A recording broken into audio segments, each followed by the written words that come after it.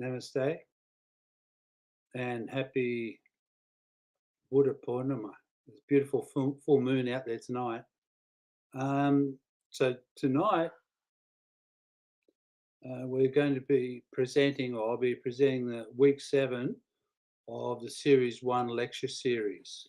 This one's on mostly about the multiverse theory, but also there's a few other things I need to discuss. So what I'm going to do tonight, this lecture will be in 3 sections. I'm just going to bring up a document and share half the screen.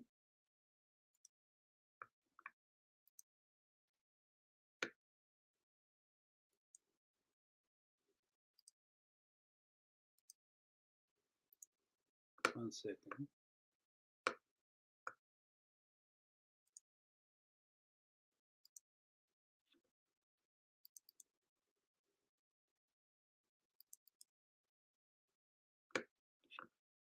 Okay.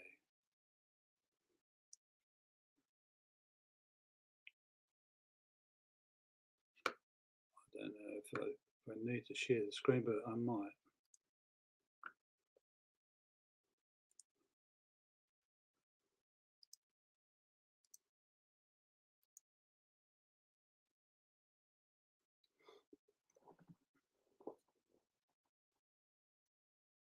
Okay, I'm David Little, Swami Monamurti Saraswati. I'm from Foster, New South Wales in Australia, and I'm going to talk about QEEU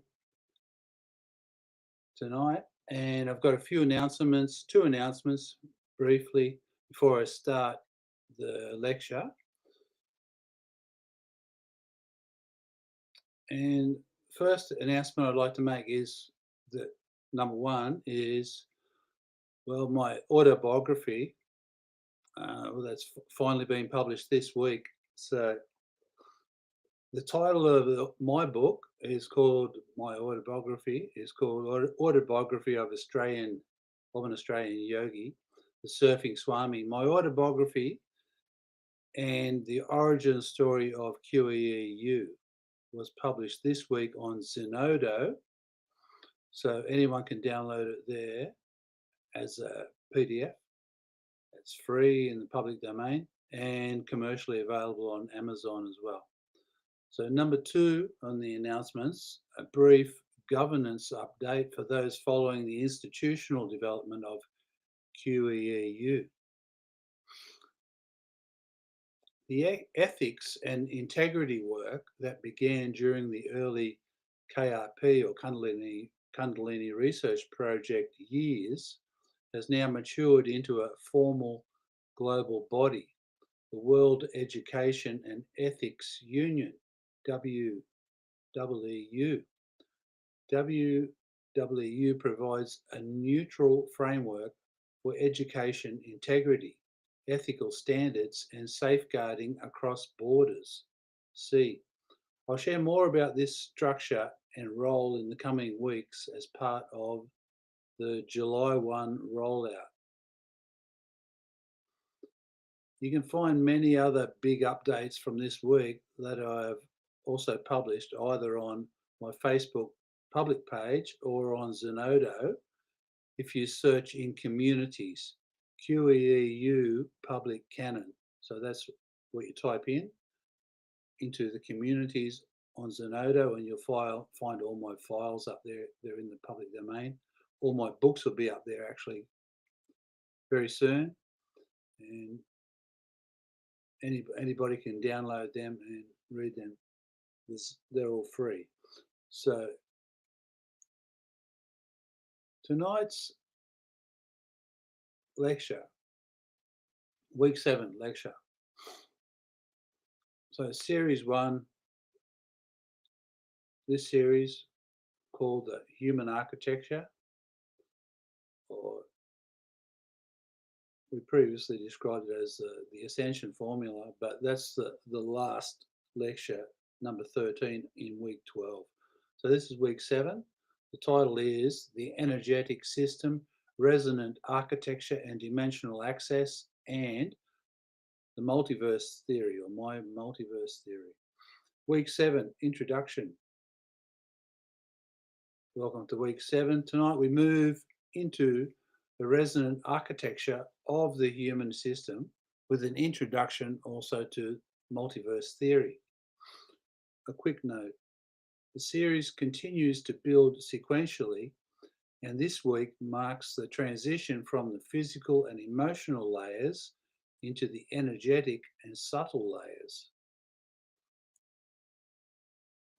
Week 7, the energetic system and resonant architecture, dimensional access and multiverse theory.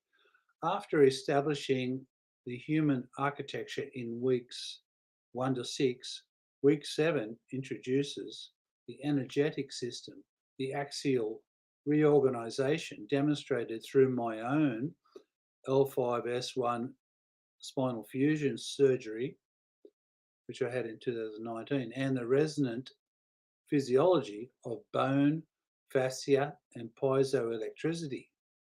This is where the physical body, the subtle body, and the dimensional architecture begin to align. In week 5, we explored astral cognition, the first expansion of perception beyond the physical mental layer. In week 6, last week, we entered advanced astrophysics, the laws and structures that govern the astral dimension. In week 7, this week, we will discuss 1, the energetic system, 2, the body as resonant architecture, 3, the multiverse theory. Thank you for being here now, and we will begin week 7 teaching. Section 1, the energetic system. The energetic system is the bridge between the physical body and the subtle architecture. It is not symbolic, it is structural. It consists of channels, centers, fields, and the vertical current that runs through the human system. The energetic system governs vitality, perception, intuition, coherence, dimensional access.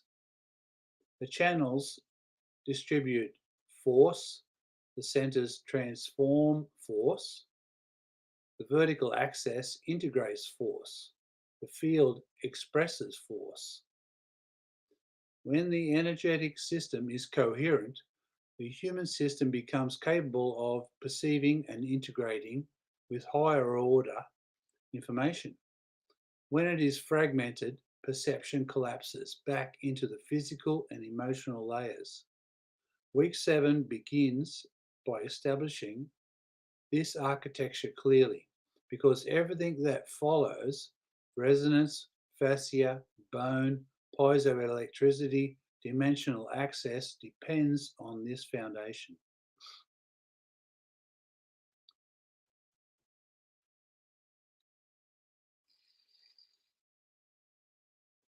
The energetic system is the subtle architecture that governs vitality, intuition, and the flow of life force within the human being. It is the bridge between the physical body, the emotional body, and the higher layers of consciousness. While the mind interprets and the emotions color the experience, the energetic systems power it. It is the engine of human functioning. Most people are unaware of this system, yet it influences every aspect of life: health, mood, clarity, creativity, intuition, and the capacity to sustain elevated states of awareness. When the energetic system is blocked, life feels heavy, stagnant, and reactive. When it is open and coherent, life feels clear, purposeful, and alive. The purpose of this lecture is to reveal the structure of the energetic system and to show how it becomes the foundation for higher development. The nature of the energetic system. The energetic system is composed of 3 primary components: life force, the fundamental energy that animates the human being. Channels, the pathways through which life force flows. Centers, the nodes where energy gathers, transforms, and expresses. These components form a single integrated system. When they are open and aligned, the human being functions at a higher level of coherence. When they are blocked or distorted, the system becomes unstable. The energetic system is not symbolic, it is experiential. It can be felt, trained, and refined. Life force, the animating current. Life force is the subtle energy that sustains the body, fuels the mind, and powers consciousness. It is known by many names across cultures, but its function is universal. It animates the physical body, it stabilizes the emotional body, it empowers the mind, it awakens intuition, it supports higher states of awareness. When life force is strong, the individual feels vibrant, clear, and grounded. When it is weak, the individual feels tired, scattered, and emotionally unstable. Kriya Yoga practice practices strengthen life force. They increase vitality, stabilize the nervous system, and prepare the system for higher development. Channels, the pathways of flow. The energetic system contains channels through which life force moves. These channels are subtle pathways that connect the entire system. They carry energy to the organs, the emotional centers, the cognitive centers, the intuitive centers. When channels are open, energy flows freely. When channels are blocked, energy stagnates. This stagnation creates emotional heaviness, mental fog, and physical tension. The purpose of practice is to open these channels so that energy can move without obstruction. Centers, the nodes of transformation. Energy centers are the points where life force gathers, transforms, and expresses. They are the hubs of the energetic system. Each center governs a specific dimension of human experience: survival, emotion, will, love, expression, intuition, and transcendence. These centers are not metaphorical or metaphysical concepts. They are functional structures within the energetic system. When they are balanced, the individual experiences clarity, stability, and alignment. When they are imbalanced, the individual experiences confusion, reactivity, and fragmentation. The Homo Lumina being has balanced, coherent centers. The vertical current. The energetic system is organized along a vertical axis. The axis is the central channel through which life force rises and descends. It connects the physical, the emotional, the mental, the intuitive, the transcendent. When the vertical current is open, energy flows upward, awakening higher capacities.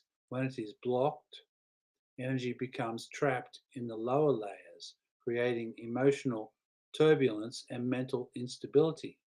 The opening of the vertical current is a defining moment in the Kriya Yoga process. It marks the beginning of higher development. Energetic coherence. Energetic coherence is the state in which life force flows freely, channels are open, centers are balanced, the vertical current is active, the system operates as a unified whole. This coherence produces increased vitality, emotional stability, mental clarity, intuitive intelligence, expanded awareness. Energetic coherence is the foundation of the Homo Lumina state. Without it, higher consciousness cannot stabilize. The relationship between energy and consciousness. Energy and consciousness are inseparable. Consciousness directs energy. Energy empowers consciousness. When energy is blocked, consciousness becomes limited. When energy flows freely, consciousness expands. This relationship explains why emotional purification increases vitality. Mental clarity increases energetic flow. Ethical alignment stabilizes the system. Higher states require a strong energetic foundation. The energetic system is the infrastructure that supports awakening. Energetic distortion and healing.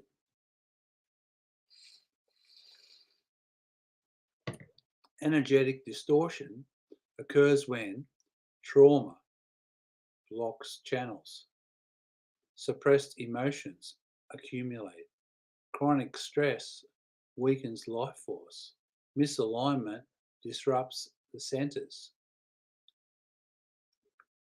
These distortions create fatigue, anxiety, emotional reactivity, mental fog, and loss of purpose.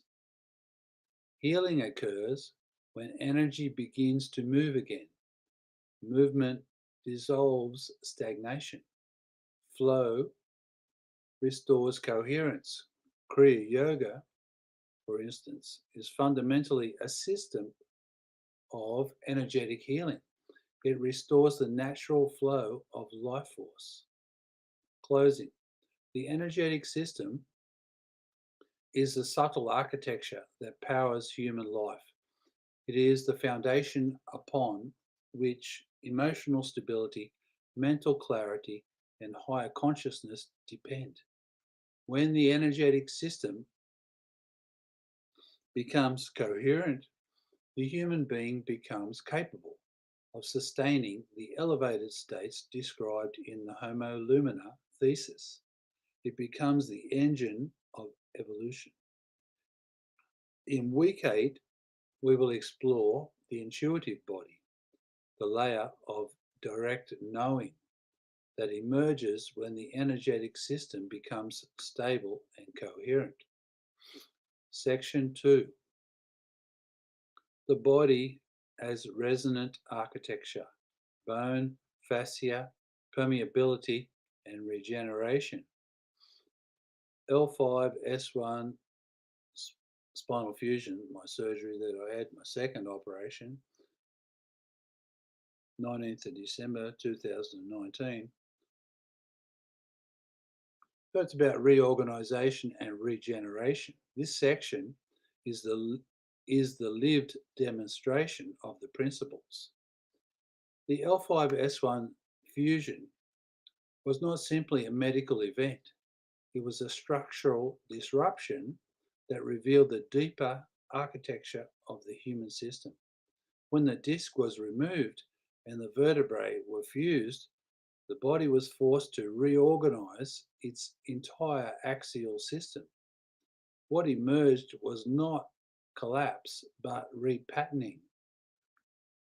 The fusion revealed how bone generates charge, how fascia conducts force, how the vertical axis reorganizes under load, how perception changes when the axial system is altered, how regeneration is guided by resonance, not mechanics. The experience showed that the body is not a mechanical object.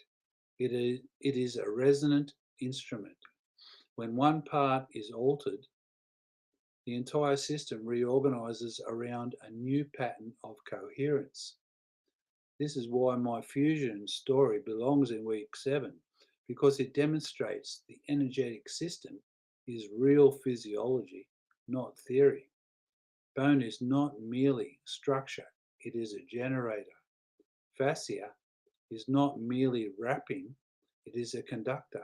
Together, they form a resonant system capable of transmitting mechanical, electrical, and perceptual information throughout the body. This resonance becomes especially clear when the system undergoes disruption and renewal. My own spine taught me this directly. During my L5S1 spinal fusion surgery in December 2019, regenerative stem cell related techniques were part of the surgical strategy or intervention. What struck me was not the procedure itself, but the intelligence of the body afterwards, the way bone, fascia, and subtle perception reorganized themselves. It revealed that regeneration is not separate from resonance, it is part of the same architecture. My personal spinal story above fits here as the embodied proof of the regenerative architecture. This week, as we explore piezoelectricity, fascial continuity, and axial resonance, we are also exploring the regenerative intelligence that underlies them. The body is not a machine, it is a living instrument capable of renewal, repatterning, and deep perceptual shifts when its filters loosen. Week 7 is where you explore fascia, bone, piezoelectricity, resonance, and the subtle body. The resonant body, bone, fascia, piezoelectricity, and the subtle system. This is the architectural section. Bone is a piezoelectric generator. Fascia is a semiconductive network. Together, they form a continuous resonant system that responds to pressure, breath, intention, and subtle force. The system is hydrated, crystalline, electrically active, continuous from head to foot. It is the physical substrate of the subtle body. When bone is compressed, it generates charge. When fascia is stretched, it conducts that charge. When the system is coherent, the charge becomes resonance. When resonance stabilizes, subtle perception becomes possible. This is the mechanism behind intuition, dimensional access, higher cognition, oversoul interface, regenerative intelligence. Week 7 ends by showing that the subtle body is not separate from the physical body. It emerges from the physical body when the resonance system becomes coherent. This prepares the student for week 8, when the intuitive body becomes active. Okay, section 3, the multiverse theory, which I published last year on academia.edu. Tonight we step into the largest frame of the canon, the multiverse theory. This is the architecture that holds all dimensions, all layers of mind, all states of consciousness, and all evolutionary pathways within a single coherent system. This is the week where the canon becomes cosmological. 1. The universe as a layered architecture. The multiverse is not a collection of parallel worlds. It is a layered architecture of consciousness and energy, structured across physical dimensions, astral dimensions, causal dimensions, oversoul strata, non-local fields, and source level intelligence. Each layer has its own physics, its own laws, its own modes of perception. The multiverse theory maps how these layers interact. 2. Consciousness as a dimensional traveler. Consciousness is not confined to one layer. it moves. It shifts through dimensions based on frequency, clarity, not release, subtle body permeability, cognitive bandwidth, oversoul alignment. The movement is not metaphorical, it is structural. The human system is designed to traverse dimensions, not physically, but perceptually and cognitively. 3. Dimensional knot theory and multiverse access. Dimensional knot theory becomes essential here. A knot, a granthi, it's called in yogic terminology, is a binding point that restricts dimensional movement. When knots are tight, consciousness remains bound to the physical mental layer. Intuition collapses, astral perception distorts, causal access is blocked. When knots loosen, dimensional access increases. Astral and causal layers open. Oversoul, communication becomes possible. The multiverse becomes perceptible. Not release is the mechanism of multiverse access. 4. The multidimensional brain as a receiver. The multidimensional brain is an interface that allows the human system to perceive multiple dimensions.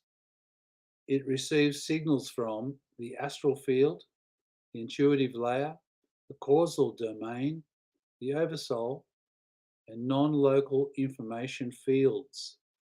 When the brain and subtle body synchronize, the practitioner enters the zone state, a condition where multiverse information becomes clear, rapid, holographic, multidimensional.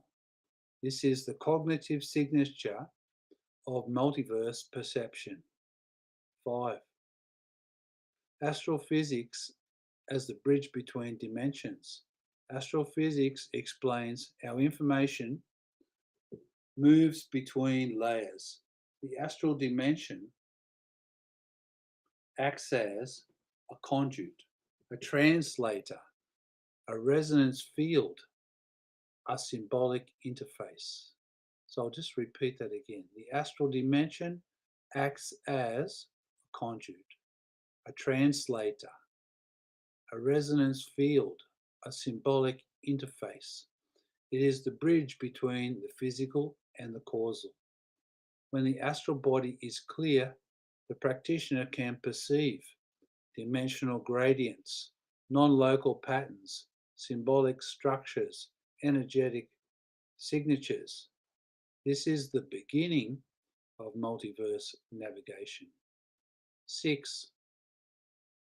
The causal layer and higher cognition. Beyond the astral lies the causal layer, the dimension of archetypes, pure intelligence, structural memory, non-local knowledge, oversoul architecture. This is the layer where insights arrive.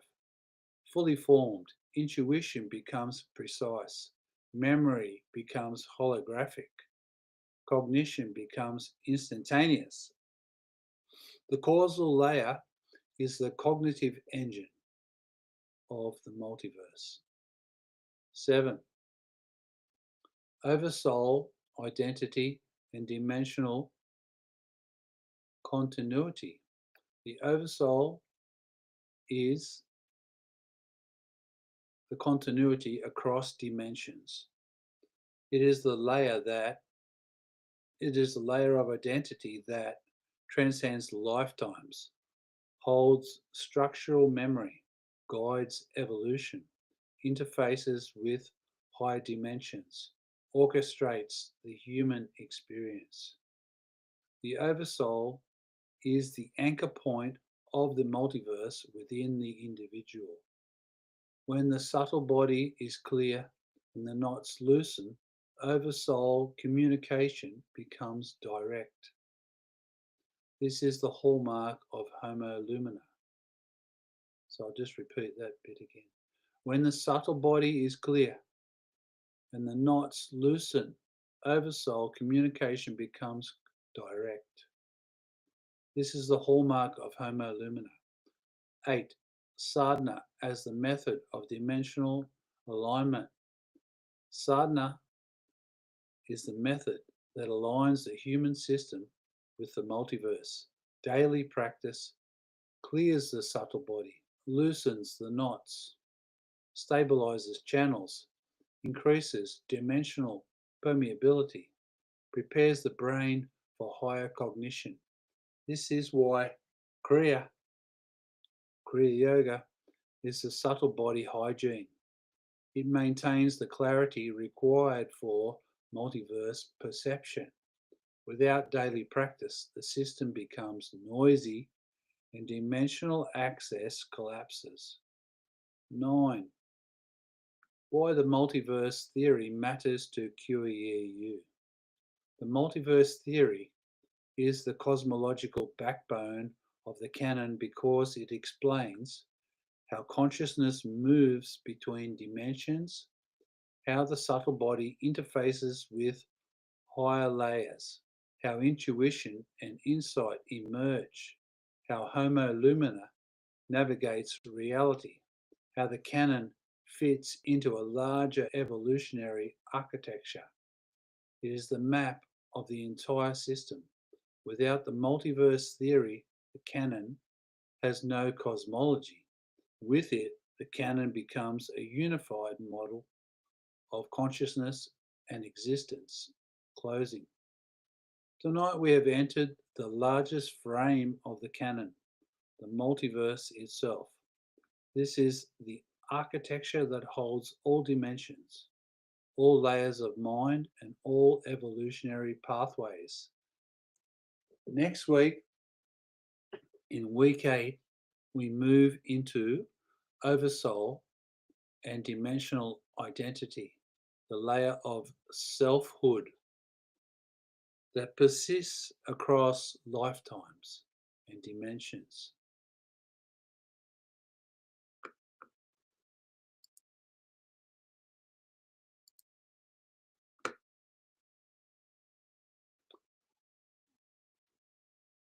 So thank you very much, everybody. So that's week 7 from the lecture series, series 1 lecture series. Hope you enjoyed it or got something out of it. Or you might feel better reviewing it in a few weeks or going over it. Okay, so thank you very much. I'll see you next week. Bye.